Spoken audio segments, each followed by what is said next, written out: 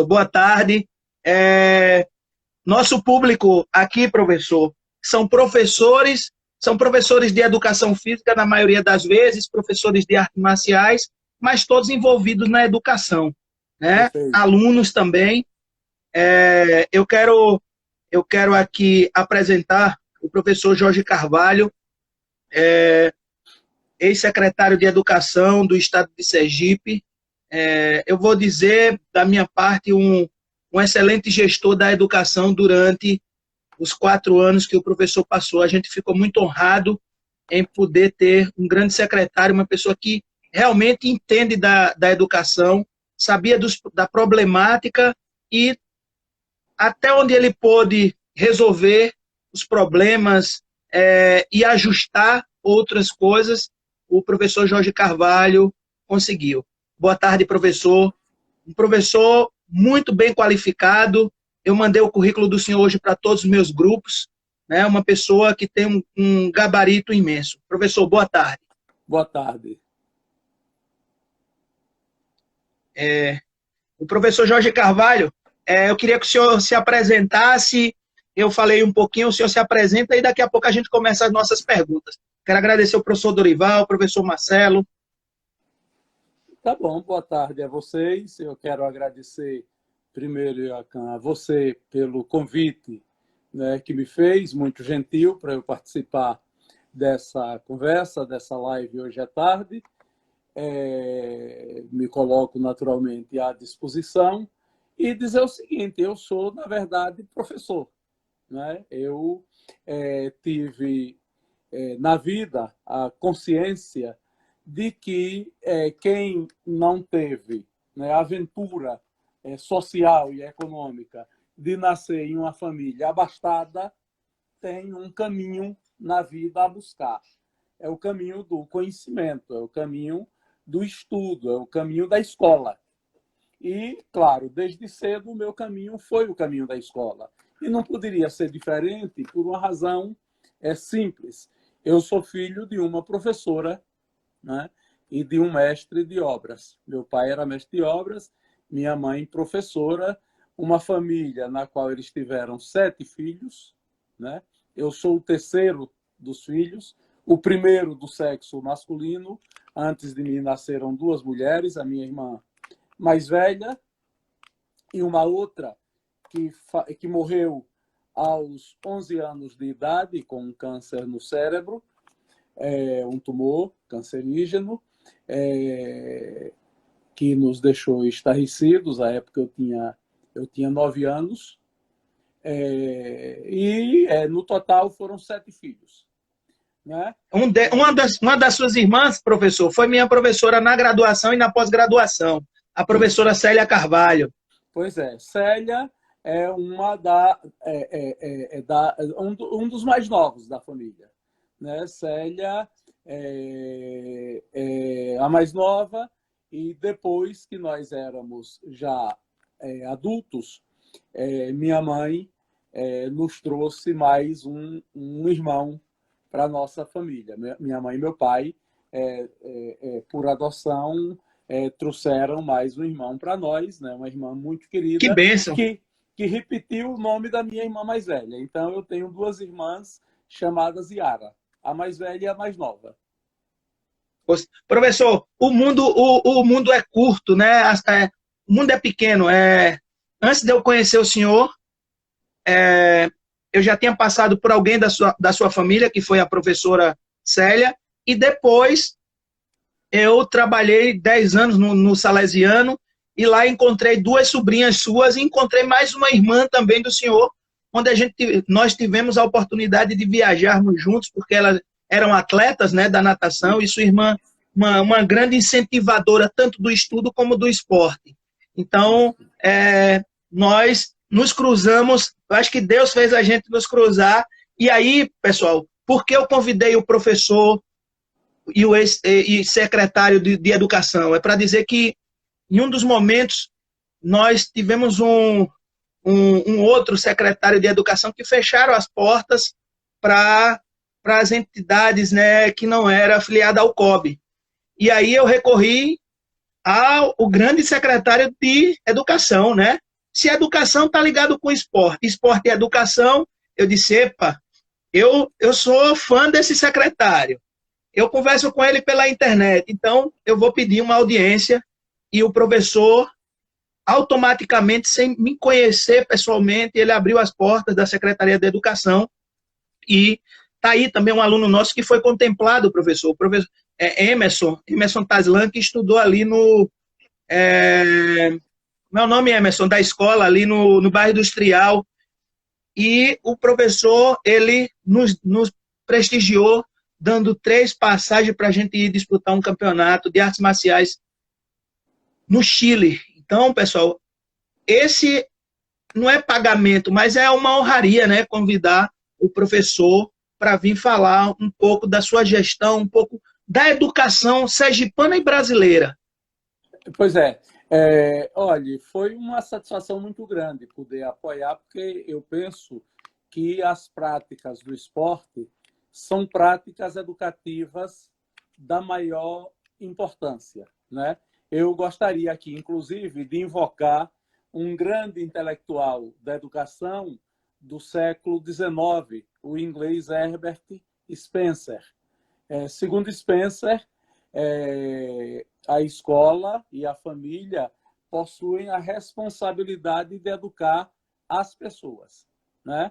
E educá-las significa oferecer educação intelectual, moral e física, né? Spencer, já na Inglaterra, nos anos 800, valorizava a prática da educação física, como outros intelectuais antes dele fizeram, desde a Antiguidade Clássica, desde a Grécia, fizeram referências à educação física como prática importante na formação dos indivíduos. Eu venho de uma formação, né, que eu não fui atleta de competir, né, de competição, mas quando eu estava na escola, no ensino médio, né, eu gostava de praticar handebol com os colegas, gostava de praticar basquetebol, né? Nos esportes que se pratica com os pés, eu nunca tive muita habilidade, né? Você sabe que alguém não tem habilidade com a bola no pé quando, nas brincadeiras de adolescente, de criança, né, na juventude, que temos a oportunidade de organizar uma brincadeira de um jogo de futebol ou coisa assim, dizem logo, Jorge, você vai para o gol. Se vai para o gol, é porque ninguém confia na habilidade que você tem com os pés, né? Mas é verdade, professor. O aluno... Oi? Professor, o aluno falou aí o nome da escola. Era o Castelo Branco, que agora hoje é Paulo Freire. Ele era estudante na época, né? Sim. Pode continuar. Mas eu gostava muito e não era dos piores no handebol, no basquete, no voleibol, né? Ok, professor. E aí, quando a gente... Joaquim, pode falar. Você fez uma referência a 2 sobrinhas muito queridas que foram grandes atletas de natação, né? Sim. Filhas da minha irmã Conceição. Né? Conceição, sim, Conceição. Né? Leila França, né? Leila. Minha irmã é casada. Educadíssima, são as meninas de ouro. Educadíssimas, fantásticas. Na verdade, a família toda do senhor sempre teve muita educação, né? Sempre respeitou as pessoas, e isso é que a gente quer nesse momento com tanta dificuldade, né, professor? Professor Adilson, ali é a janela. Eu já fechei até a cortina, mas ficou claro. A luz. Tem mais luz do lado de fora do que do lado de dentro. O sol pega agora ali, eu até liguei o ar-condicionado para melhorar um pouco. Então, pessoal, olha que diferença faz de um gestor que tem entendimento da prática esportiva dentro do cenário educacional. Isso faz com que ande lado a lado. A educação, sim, primordial, mas o esporte, a prática esportiva, ela faz com que o aluno se discipline quando ele pega professores que entendem que a educação, ela é o primeiro passo, e aí o professor faz essa aliança entre o esporte e a educação. E aí, professor, lá na minha academia, no nosso dojo, que a gente chama de artes marciais, todos os nossos alunos, para ele fazer exame de graduação, que é uma prova, ele precisa estar com suas notas na média ou acima da média. Muito bem, você está de parabéns, então. Uma das coisas que sempre me encantou nessas sobrinhas que eu estava lhe falando, nas filhas de minha irmã Conceição e de meu cunhado Targino, é que elas foram grandes atletas de natação e depois, né, o mundo profissional, a vida profissional fizeram com que elas parassem de participar das competições, porque a mais velha que você conheceu, Leila, né, era grande nadadora, participou de muita competição e recebeu muitas premiações. Leila foi estudar arquitetura, Leila hoje é arquiteta, né, e é no início da carreira profissional e se empenhando como se empenha em tudo que faz na vida, ela não tinha mais tempo para treinar. E nós sabemos que para participar de competições esportivas é necessário dedicação, é necessário treinamento, é necessário aplicação, repetir um movimento inúmeras vezes, repetir um exercício inúmeras vezes, né, para buscar fazê-lo da melhor forma possível e buscar sempre o melhor condicionamento físico. E a minha outra sobrinha, a mais nova, Letícia, que também participou de várias competições representando o Colégio Salesiano, representando na equipe do Estado de Sergipe. Letícia está concluindo este ano o curso de Direito, né? E também é uma pessoa obcecada por fazer as coisas com perfeição e largou todas as coisas para se dedicar a aprender Direito, para estagiar, para fazer antecipadamente o exame da Ordem dos Advogados, essas coisas todas que se faz. É isso. O esporte, professor, é para os atletas que se dedicam realmente às competições, mesmo depois que ele pare um pouco e vá para outra linha, para o estudo, para o nível superior, ele vai se dedicar da mesma forma. É isso que o esporte faz, ele transforma. Ele transforma, né? Quero agradecer ao professor Paulo Barros, que acabou de entrar, Dejaí, Washington, pessoal aí da família Caribé, Jacim. Professor, o Brasil está aqui nos assistindo, o pessoal que todas as tardes, 4 horas da tarde, está aqui. Professor, fala um pouco da sua experiência de estudos, né? O senhor estudou na Alemanha, o senhor estudou em Havana, o senhor teve um amplo currículo aí na sua parte educacional. Isso fez com que o senhor chegasse até a Secretaria de Educação do nosso Estado. Olha, como eu lhe disse, eu fui criado num bairro da Zona Norte de Aracaju. Eu nasci em Salvador, na Bahia, mas aos 5 anos de idade a minha família veio para cá. Meu pai é de Indiaroba, minha mãe de Macambira, né, aqui no estado de Sergipe. E estavam em Salvador, meu pai era militar, e depois saiu do exército. Quando eu nasci, ele era militar. Nasci em Salvador. Aos 5 anos de idade, vim morar em Aracaju.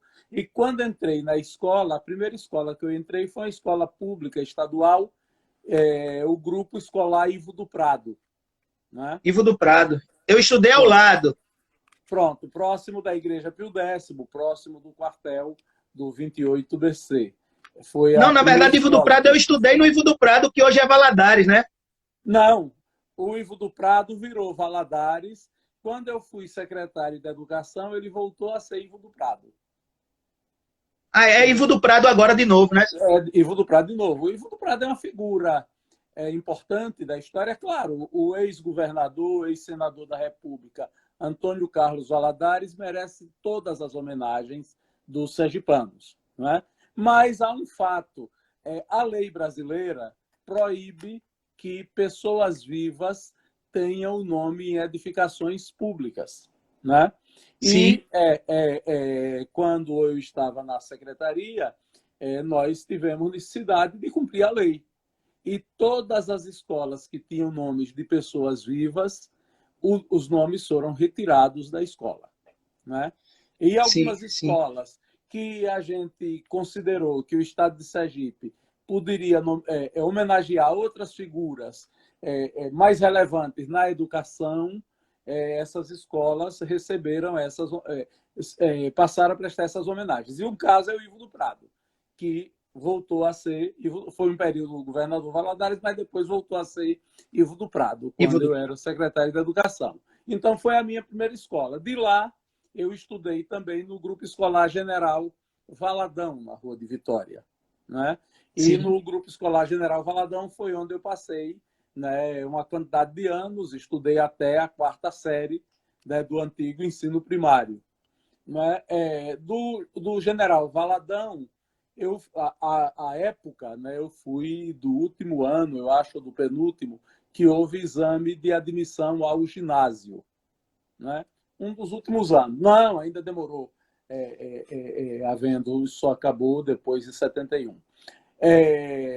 Então, eu fiz exame de admissão para o Ateneu, para o Colégio Estadual Ateneu Sergipense, o Colégio Estadual de Sergipe.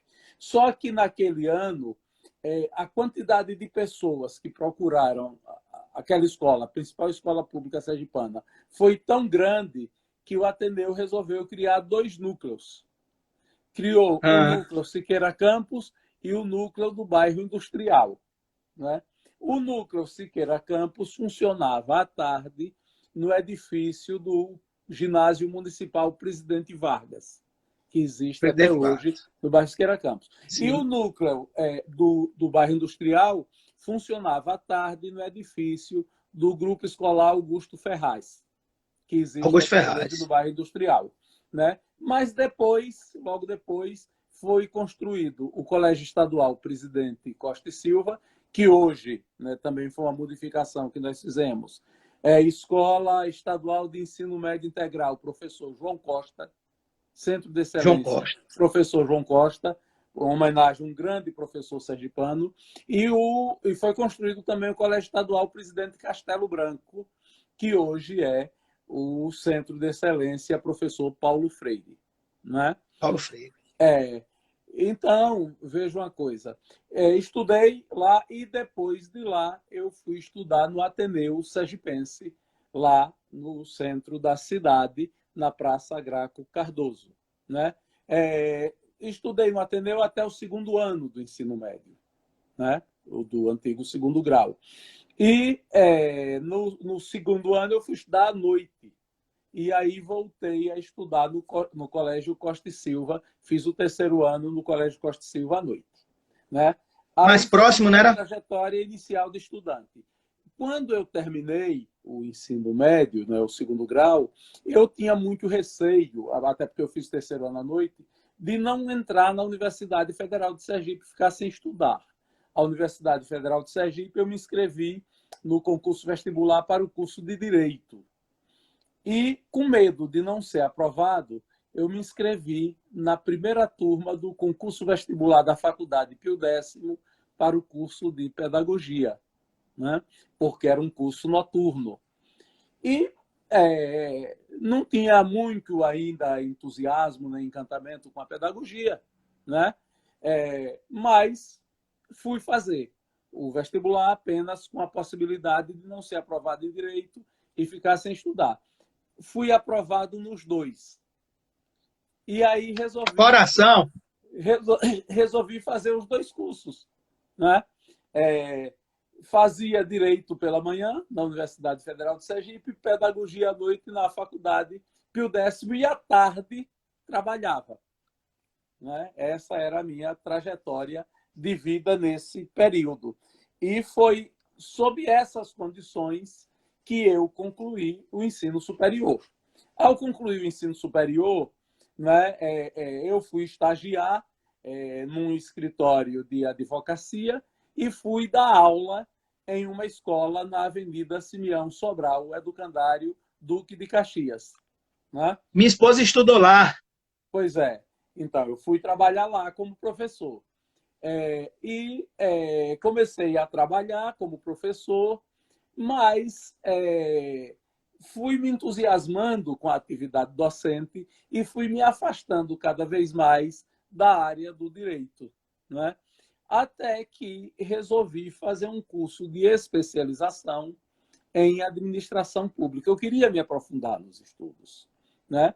Eu descobri que a Universidade de Campinas, junto com o governo do estado de São Paulo, oferecia uma bolsa para curso de especialização em administração pública.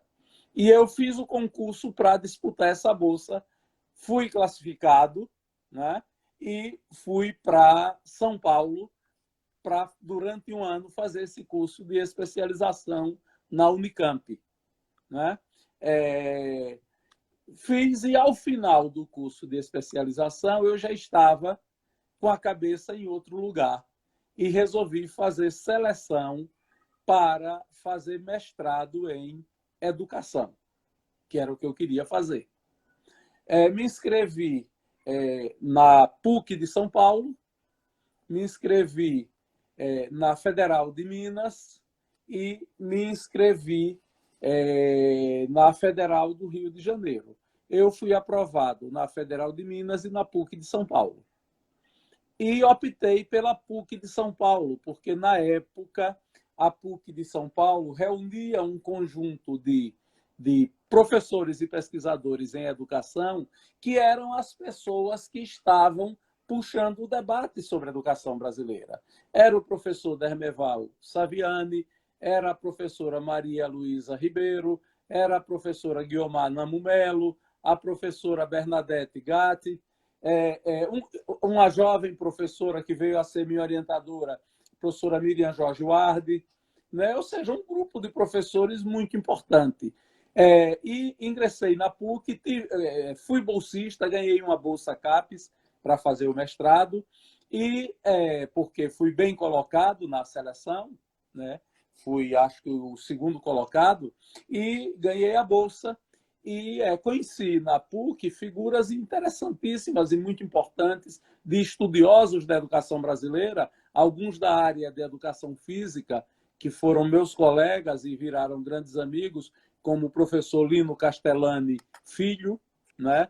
Um colega que era da área da educação física e abandonou a área porque depois foi fazer doutorado em filosofia e se entusiasmou com a filosofia, que foi o professor Paulo Giraldelli, né? Outros que, como eu, continuaram na área da educação, como o professor Carlos Monarca, né? Então, foi um grupo de pessoas, na época, todos jovens. E aí depois, professor, surgiu o doutorado, né? Surgiu o doutorado. Pronto. Logo em seguida. É verdade, mas antes de fazer o doutorado, eu disputei uma bolsa de estudos da Faculdade Latino-Americana de Ciências Sociais, a Flaxo, que fez com que eu passasse alguns meses no México e depois fizesse um curso de especialização em Economia e Relações Internacionais na Universidade de Havana, em Cuba. Viu, pessoal? Então a gente não está falando com qualquer pessoa, não. A gente está falando com um estudioso, o professor Jorge Carvalho.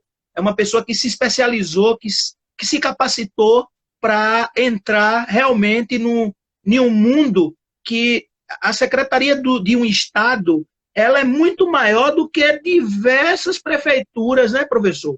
Diversas prefeituras que têm... Vou lhe dar um dado. O orçamento dela é do tamanho... né? Não, agora é um pouco menor.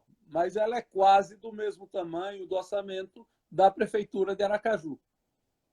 Olha, então olha que poder que você tem, que poder não, olha que responsabilidade que um secretário tem. E aí, professor, surgem algumas perguntas aqui já, o professor Paulo Barros... Só para concluir, Joacim, trajetória sim, professor. Então, aí depois eu fui fazer doutorado, resolvi voltar, depois de alguns anos, resolvi voltar à PUC de São Paulo para fazer doutorado, e lá na PUC de São Paulo eu disputei uma outra bolsa e passei 1 ano e meio fazendo pesquisa na Universidade de Frankfurt, na Alemanha, né?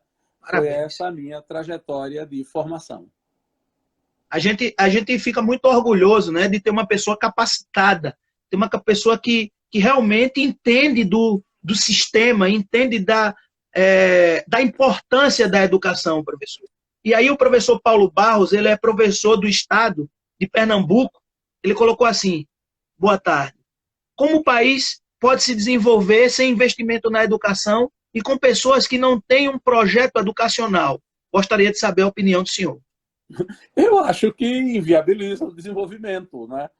Qualquer sociedade que não tenha um bom projeto de educação, ela está comprometendo o seu futuro. Porque, veja uma coisa, hoje, todos nós, para estar no mundo, todos nós que precisamos exercer a cidadania, e isto só é possível se a gente tiver formação. E é necessário que nós tenhamos uma política de educação consistente que busque os meios de atender a todos que estão em idade escolarizável, né? E também busque os meios de oferecer uma formação qualificada, de oferecer uma formação de boa qualidade, porque não basta colocar as pessoas na escola.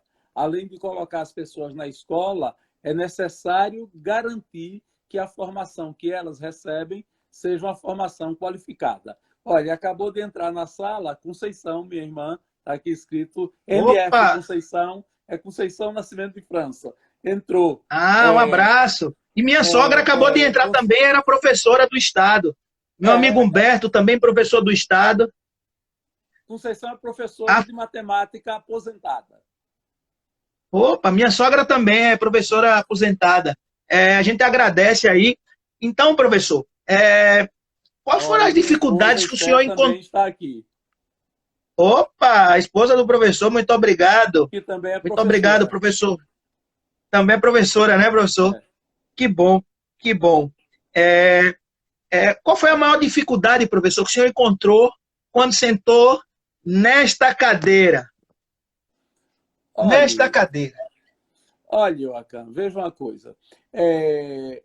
Sentar na cadeira da Secretaria da Educação requer antes uma série de conversas para você saber os limites e as possibilidades do trabalho, né?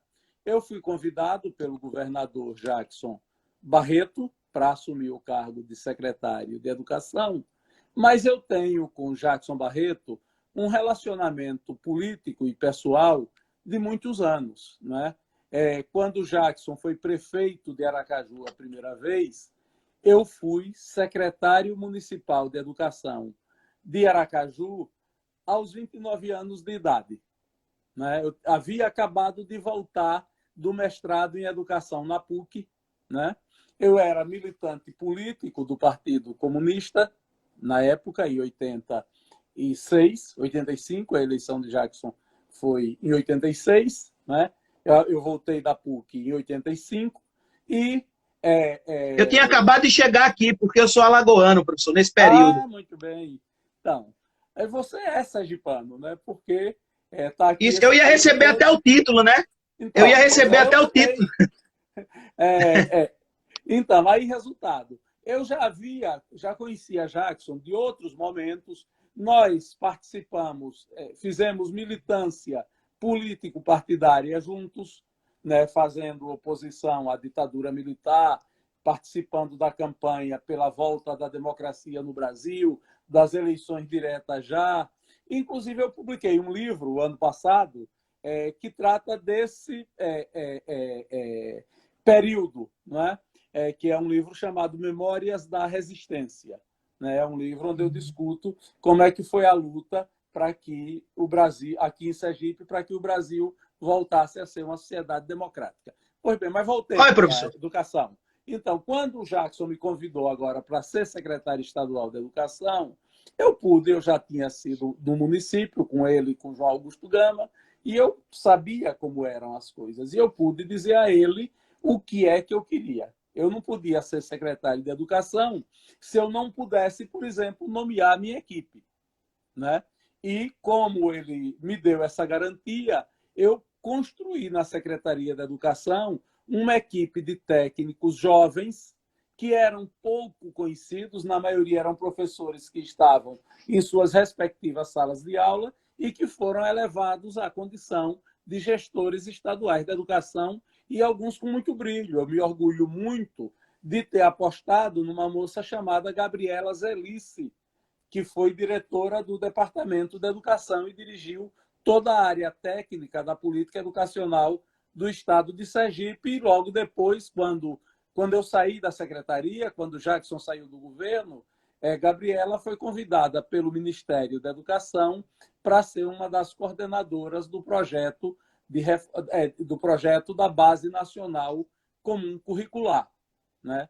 Então, quer dizer, isso tudo demonstra que a gente teve alguns acertos nesse período. Então, sentar Parabéns. naquela cadeira, ter a responsabilidade administrativa de ser o gerente de 356 escolas e de 170 mil estudantes da escola pública. Fora a responsabilidade de ser o formulador da política estadual de ensino para as escolas particulares e para os sistemas municipais de ensino, né? Então, quer dizer, no momento em que o Estado, né, foi comigo que nós mandamos para a Assembleia e aprovamos o Plano Estadual de Educação, válido por 10 anos. Foi um debate muito intenso, uma luta muito intensa, e é bom que seja assim, porque isso torna as coisas mais democráticas, torna o resultado delas mais democráticos. Parabéns, parabéns, secretário. O professor Adalto, de Roraima, também é professor do estado lá, botou parabéns, secretário, por ter no seu estado um profissional como o Joaquim. Obrigado, amigo. Mas é E verdade. ele... Obrigado. Ele também colocou assim, eu como presidente do Sindicato dos Bancários de Roraima, parabenizo por abraçar a luta em prol da educação, secretário. Muito obrigado a você. Ele bota também assim, agora já Humberto, ele bota aqui, pergunta ao professor o que ele está achando do atual momento político nacional. Olha, Humberto, eu acho que esse é um dos momentos mais difíceis que a política da educação está vivendo no Brasil, né? Nós, independente de quem era o gestor, a partir de 1988, o Brasil começou a construir uma política de educação que tendia a aperfeiçoar a escola brasileira. Muitas vezes eu vejo as pessoas dizerem: mas se era assim, por que o desempenho no Brasil, do Brasil no PISA é tão ruim? Eu diria, olha, por uma razão muito simples, porque foi nesse período que o Brasil passou a participar desses sistemas internacionais de avaliação do desempenho escolar, de avaliação da qualidade do ensino, de avaliação dos resultados da educação. Eu tenho um amigo que é professor de saúde pública na Universidade Federal de Sergipe, e num dado momento, né, nós tivemos aqui uma doença dessas que contagia a população toda, e eu perguntei: meu amigo, me diga uma coisa, por que é que até o ano passado a gente tinha tão poucos casos dessa enfermidade em Sergipe e agora virou esse desgoverno que tem essa quantidade enorme de casos? Ele disse: não, você está enganado. A impressão que eu tenho é que antes a quantidade era muito maior. O que não havia antes era o registro. O que não havia antes era o acompanhamento. O que não havia antes era a avaliação. Como antes não era obrigado a notificar quando as pessoas morriam com esta enfermidade, anualmente você tinha notícia de que morreram 10 pessoas, 15 pessoas, mas a partir do ano passado, a lei tornou obrigatório que se notifique. E como passou a ser obrigado, todos os médicos enviaram informação. E no fim do ano deu quase 1.000 casos. Aí disse: mas pulou de 10 para 1.000? Não, não é que pulou. Todos esses casos existiam. O que não havia era a notificação, o registro e a consciência disto. Eu uso isto para avaliar o debate sobre educação. Uso este exemplo. Na verdade, Ok. nós tínhamos uma escola que era excludente, poucos conseguiam entrar, inclusive na escola pública. Basta eu pegar as estatísticas do próprio governo federal, do Instituto Brasileiro de Geografia e Estatística, o IBGE. Se eu pegar uma série histórica de matrícula na escola pública dos alunos em idade escolar, o que é que eu vou ver? Eu vou ver que até a década de 1960, até o final dos anos de 1970, cerca de 30% da população brasileira não tinha acesso ao ensino fundamental. Não estudava. E no ensino médio, era mais de 50% sem acesso ao ensino médio. Hoje, eu tenho o ensino fundamental universalizado. Hoje, eu tenho o ensino médio ainda com um déficit muito grande. Aqui no estado de Sergipe, nós temos 17% da população fora da escola. Mas, quando eu comparo com os números do ponto de partida, eu vejo que nós tivemos um avanço muito grande. E quanto à qualidade? Quanto à qualidade, eu diria o seguinte: nós não tínhamos instrumentos confiáveis que aferiam a qualidade. Quando passamos a ter, nos assustamos com o produto que a escola entrega. E aí tendemos a dizer que antes era melhor. Não, antes nós ignorávamos a dureza da realidade. E É verdade. o que é que isso me diz? Isso me diz o seguinte: infelizmente, depois que o presidente Jair Bolsonaro foi eleito, né, e tomou posse em janeiro de 2019, o Brasil perdeu completamente o rumo da sua política educacional. Eu não conheço um único projeto qualificado do ministro Abraham Weintraub. O ministro que teve antes de Abraham Weintraub, o ministro era um maluco, Ricardo Vélez Rodrigues, também não deixou contribuição nenhuma. O ministro Weintraub passa o tempo criticando os chineses, criticando os adversários políticos do presidente. E você pergunta, sim, mas qual é o seu projeto? Eu fui secretário de Educação no período de... Ele não sabe nem qual é o papel dele. Ele está igual o secretário, o presidente da Fundação do Zumbi dos Palmares. Ele não sabe o que é que tem que fazer. Esse vai ser um debate, professor. Vai ser um debate segunda-feira com Carlos Trindade aqui. Porque a gente não sabe como é que você bota um negro que o projeto, a Fundação Zumbi dos Palmares é para defender os negros e o cara fala que nós somos escórias. Pois é, então.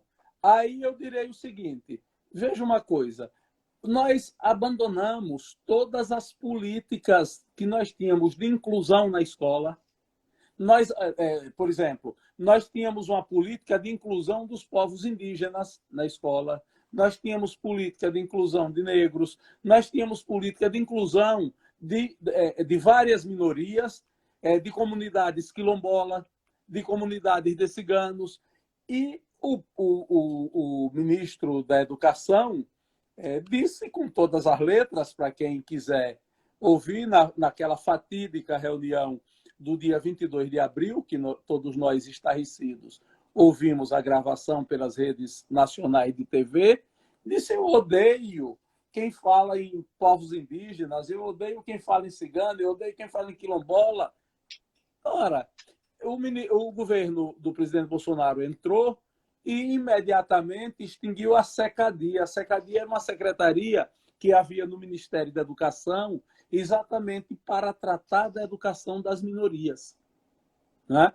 Professor, a maior parte dos conselhos do Ministério da Educação foi desmontada. Eu pergunto a você, será que nós estamos andando num bom caminho? É isso. É verdade, professor. Tem muita fala aqui já.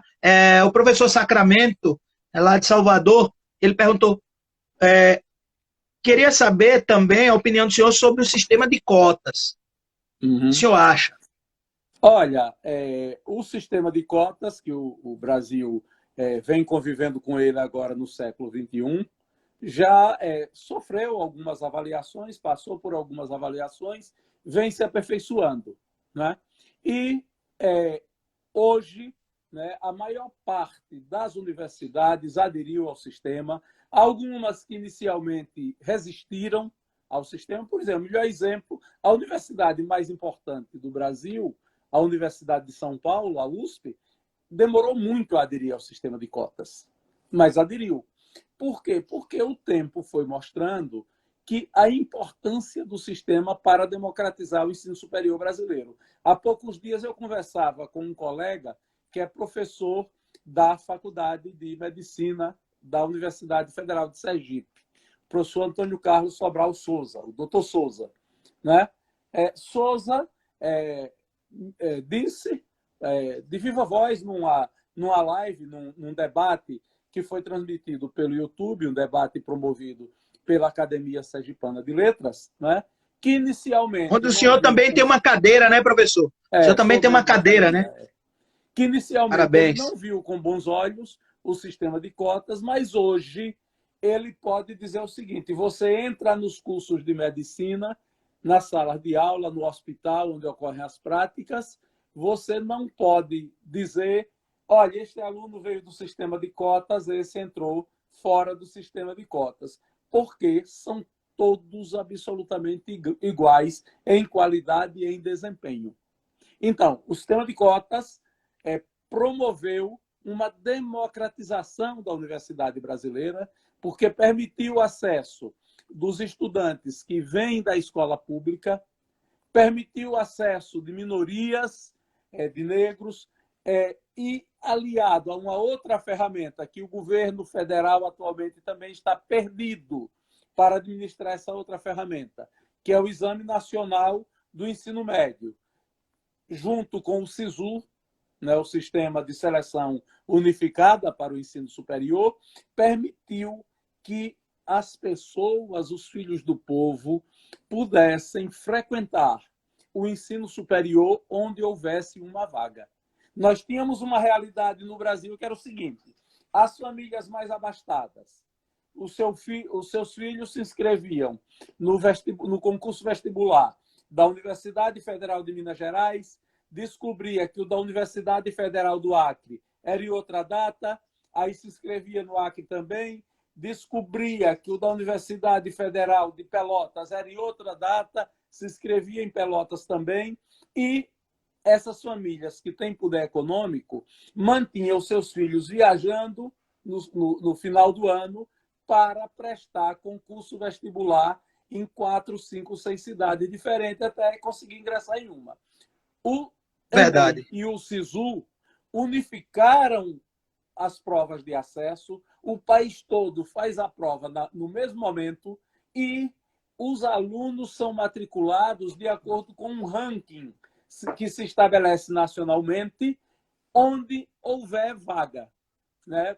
Meu filho aqui conseguiu uma vaga para engenharia na Universidade Federal do Tocantins. Ele vai estudar no Tocantins. Você diz, e a família que não tem dinheiro para manter o filho? Foi criado também, junto com o SISU e o Enem, um sistema de financiamento da educação superior, de financiamento social, para manter esses estudantes frequentando o restaurante universitário, recebendo auxílio para moradia universitária, recebendo bolsas e financiamentos que o Estado brasileiro passou a proporcionar e que, infelizmente, essa estrutura de financiamento também está sendo desmontada neste momento. Então, me preocupa os rumos que a educação brasileira está tomando. Ok, professor. Parabéns. Professor Paulo Barros botou assim: participei na luta para aprovação da LDB. Gostaria que o nobre doutor falasse da lei que governantes estão rasgando a lei. Olha, há toda uma estrutura, toda uma engenharia que começou a ser montada com a Constituição de 1988 que nos preocupa. Né? A Lei de Diretrizes e Bases da Educação Nacional é filha da Constituição de 88. Né? Em 1986, eu participei, eu era estudante de mestrado, né? Não, havia acabado de concluir o mestrado e eu tinha participado, em 1984, de uma Conferência Brasileira de Educação, promovida pela ANDE, a Associação Nacional de Educação, que aconteceu em Niterói, no campus da Universidade Federal Fluminense. E em 86, eu já estava aqui, era secretário municipal de Educação de Aracaju e participei já como debatedor de uma mesa redonda em Goiânia, da Conferência Brasileira de Educação. E o tema era o que nós, intelectuais da educação, professores, profissionais da educação, faríamos na Assembleia Nacional Constituinte como proposta da educação. Várias propostas foram elencadas. A Associação Nacional de Educação, ANDE, prestou um grande serviço à sociedade brasileira e um projeto liderado, à época, pelo professor Dermeval Saviani, que reuniu os mais importantes intelectuais da educação do Brasil, foi entregue, né, à Câmara dos Deputados, ao Senado Federal, ao Congresso Nacional, para ser a proposta da Lei de Diretrizes e Bases. Essa Lei de Diretrizes e Bases foi aprovada, resultou de um longo debate, de um substitutivo que foi apresentado pelo senador Darcy Ribeiro e que resultou na Lei 9.394. Não é? A lei é igual àquela que se pensou lá em 86? Não. Porque a sociedade é plural, a sociedade tem várias forças, a sociedade tem vários grupos de interesse. E cada grupo defende suas posições. O que se buscou na lei foi conciliar as várias posições para aprovar a lei possível. E a lei que aprovou não é a ideal, a LDB, mas é boa. É uma lei boa.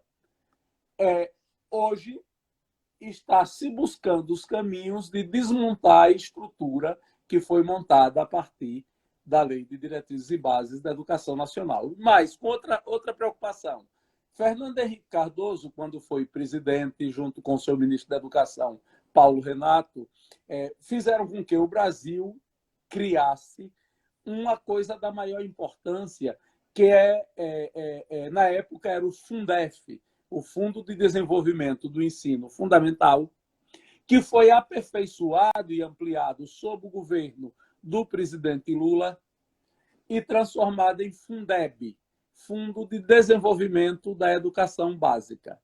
Pela lei, o fundo se expira este ano de 2020. Ele precisaria ser reavaliado e aprovado. Era para, a esta altura, o Congresso Nacional já ter aprovado o novo fundo que vai vigorar a partir de 2021. O Ministério da Educação atual não fez nenhuma gestão, muito ao contrário, atrapalhou as gestões que existiam no parlamento, para que o Brasil passe a ter um novo fundo financiador da educação da União, dos estados e dos municípios. E se nós entrarmos em 2021 sem ter um novo fundo aprovado, o financiamento da política educacional brasileira corre sérios riscos de ser travado e de nós vermos se aprofundar um quadro ruim e difícil, bem maior do que aquele que nós temos agora. Não é isso que eu queria. Parabéns, professor. O professor Humberto, ele perguntou, pergunte a ele se ele acha, o que ele acha do fascismo que está sendo implantado no Brasil. Olha, eu acabei de ler um livro, e a quem gosta de ler eu vou recomendar. É um livro de um escritor italiano chamado Antonio Scurati. Antonio Scurati publicou um livro que tem por título M, o Filho do Século. M, o Filho do Século, é um estudo biográfico de Benito Mussolini, o ditador italiano, né, que implantou o regime fascista na Itália. Né? E é impressionante como você vê um discurso que parece que nós estamos vivendo na Itália dos anos 20, no período que antecede a implantação do regime fascista. Né? É impressionante os discursos. não impressionam. Primeiro, a ideia de que nós estamos à beira de uma revolução comandada pelos comunistas, né? Eu acho que a sociedade brasileira já disse algumas vezes que não é uma sociedade que aderiu ao regime socialista, que aderiu a nenhuma prática do regime comunista. Do mesmo modo, a sociedade brasileira não aderiu a nenhum regime nazifascista. Mas o grupo que está no poder tem um entendimento de algumas coisas que são difíceis. Por exemplo, não acredito que seja da boa democracia você assistir o governante, o chefe do Poder Executivo, participando de passeatas nas quais as pessoas que estão nas passeatas transportam faixas, né, e cartazes pedindo para fechar o Congresso Nacional, para fechar a Câmara dos Deputados, pedindo para fechar o Poder Judiciário, fechar o Supremo Tribunal Federal, fechar a Suprema Corte, né? Aliás, o próprio ministro da Educação, ainda ontem, foi à Polícia Federal prestar um depoimento, porque numa reunião do Gabinete de Ministros, no Palácio do Planalto, ele disse com todas as letras que precisava prender, né, aqueles vagabundos do STF. Foi essa a expressão que o ministro da Educação do Brasil utilizou, né? Então, e essas passeatas muitas vezes contam com a presença do presidente da República. O presidente depois vai nas entrevistas, não, mas o presidente é democrata, não apoia isso. Ora, se não apoia, por que vai à passeata? Ah, é porque as pessoas apoiam o presidente. Sim, apoiam, mas as pessoas querem o fechamento das instituições democráticas, né? Ora, na verdade, isto não é da democracia. O quadro que nós víamos na Itália dos anos 20 passava por aí. Eu tenho ouvido o presidente dizer reiteradas vezes que é necessário armar a população, né? Na mesma reunião que nós ouvimos a gravação, o presidente disse: se a população estivesse armada, não obedeceria a essas determinações dos governadores que fizeram o lockdown, que fizeram o isolamento social, que mandaram as pessoas ficar em casa e que manda a polícia reprimir. Ou seja, isso é, na verdade, pregar a desobediência civil.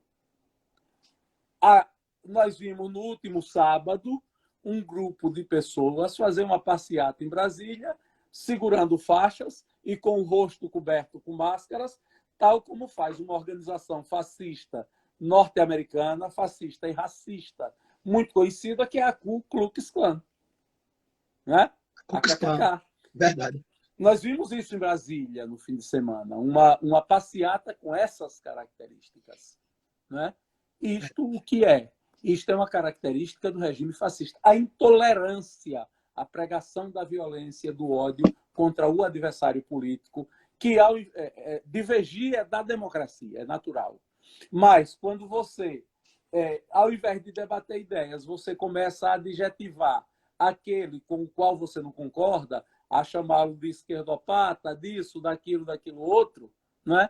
Então é porque a intolerância está chegando a um nível extremamente elevado, né? Então, eu penso que é esse o quadro que nós estamos vivendo na sociedade brasileira atualmente, e há várias coisas desse quadro que são muito assemelhadas aos comportamentos que alguns grupos fascistas tiveram na Itália sob Mussolini, e que no Brasil nós tivemos agora,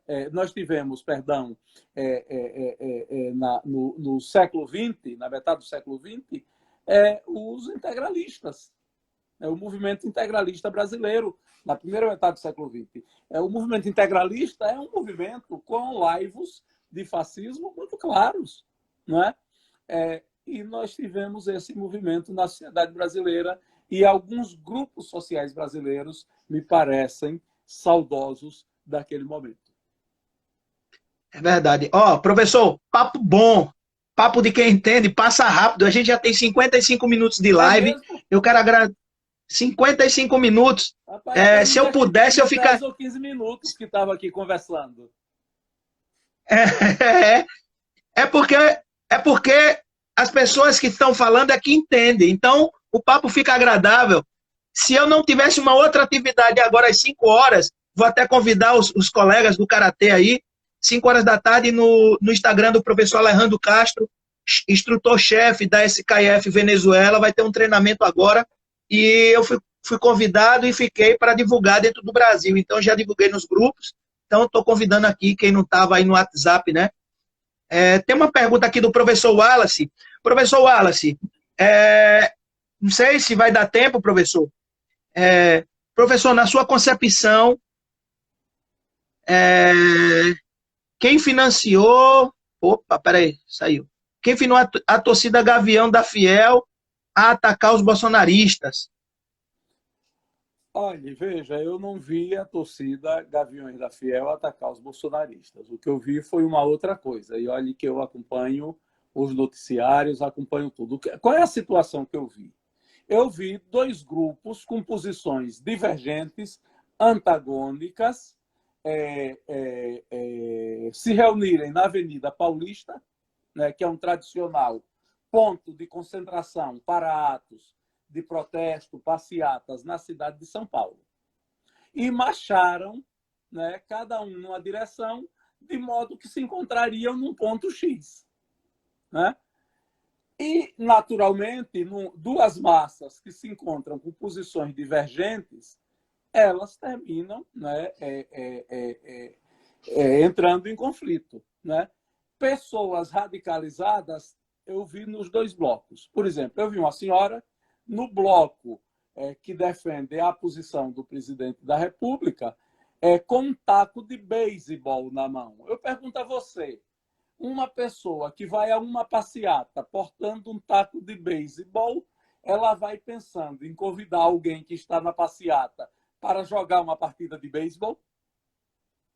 É uma pergunta inocente.